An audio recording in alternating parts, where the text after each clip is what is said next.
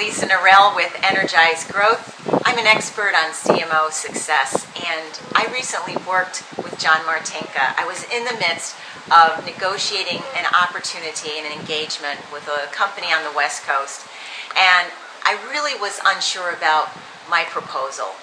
Was it really providing the optimal value and number of options for this client? Well, I asked John to look at the proposal, and lo and behold, he immediately found 3 areas that I could improve. He found that the fees were not necessarily in alignment with the value that I was providing. He also discovered that the language I was using was somewhat confusing, so clearly the buyer, the CMO, would probably end up being confused as well.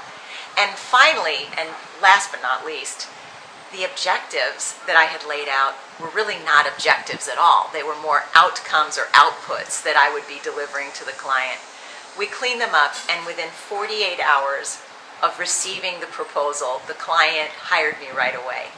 I have to tell you that while I did put a lot of good effort into developing this proposal, I know I wouldn't have had the rapid success without input from John, the master mentor. So if you haven't worked with John, you're missing out on some great opportunities. Seize the moment now.